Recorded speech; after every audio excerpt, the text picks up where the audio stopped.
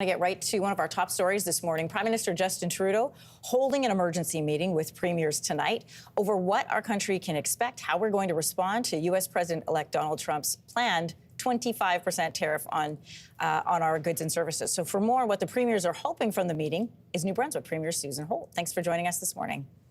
It's great to be here. Thanks, Anne-Marie. We know that President-elect Trump had been signaling this 20%, possibly 20% tariff on goods coming into Canada or going across the border from Canada, but 25%. Were you expecting a number that high?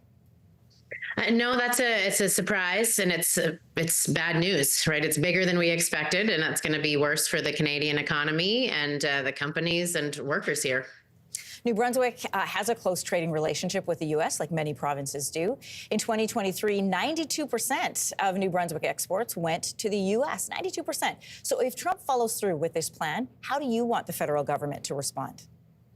Oh, we have to respond in a full-throated and comprehensive opposition to this, right? What does that mean?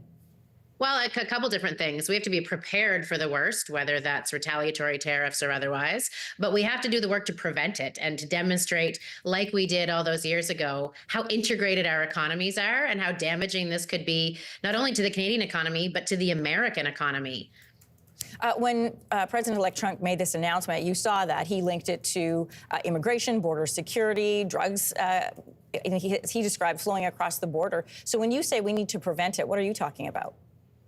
Well, I think we need to make clear to our partners in the U.S., and many of them are businesses that do business on both sides of the border, how damaging this is, as well as reassure the Americans that border security in Canada is a priority and is something that we actually do quite well and considerably better than maybe some of our other partners in the Americas. And so I think once they see that the threat of drugs and immigration is not coming from Canada and how damaging this could be to their economy, they'll reconsider and not put the tariffs in place. Well, especially in the province of New Brunswick, for example, where there are several spots that are those less or more vulnerable spots, as they would say, across the border. In your province, energy, forestry, and lobster processing groups are warning 25% tariffs will have devastating effects on them. How will your government support workers in those industries if Trump does not back down, if come January 20th, this kicks into gear? Well, we're looking at lots of different ways to prevent this, first of all, and the full diplomatic arsenal will be in place to make sure that that doesn't happen. Should it happen, then we are going to have to do a lot of work to support these key industries that employ a ton of New Brunswickers. But lobster is a great example. Lobster is an integrated industry where a lot of our supply comes from Maine. And if they weren't shipping it here to be processed in New Brunswick in order to get it back, that would devastate the economy in Maine and the New England states. And so we want to make that really clear that it'll hurt us, it'll hurt them. And so we're preparing to figure out how can we support our most exposed industries. We have a number of them. That New Brunswick-Maine border sees $12 billion of goods go across it every year. And so we need to put in places that'll help our companies be competitive and expand their options in other places. What would you like to see come out of this meeting this evening with the Prime Minister and your fellow premiers? What conversations have you had on the side with other premiers, and what will your voice bring to the table?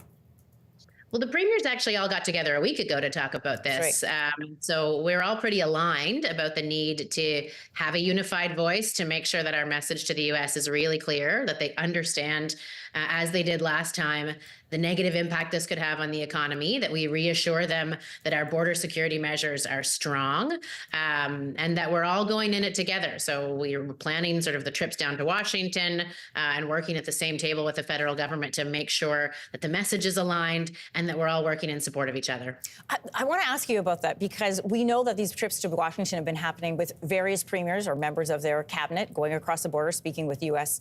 Officials there even before Donald Trump won the presidency. So what then is going to be the change in approach? We know that he has said 20%. He's then come and said it's going to be 25. Do you think there's any wiggle room here? Oh, I think there is, and the proof is in history, right? We saw him put tariffs in place only to rescind them in the past because he realized how harmful that they were to people. And he's got a lot of business people around him who will see the impact on the U.S. If they cut off or impact supply from Canada. So each province has a number of relationships with folks in the U.S., and I think we all have to make sure that we're consistent in our message.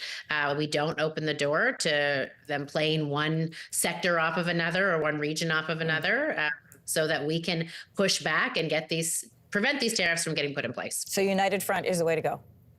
Absolutely. All right, New Brunswick Premier Susan Holt, thanks for your time this morning.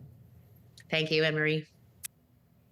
If you liked that video, make sure to subscribe to the Your Morning YouTube feed, where you can find all kinds of new content posted every weekday morning.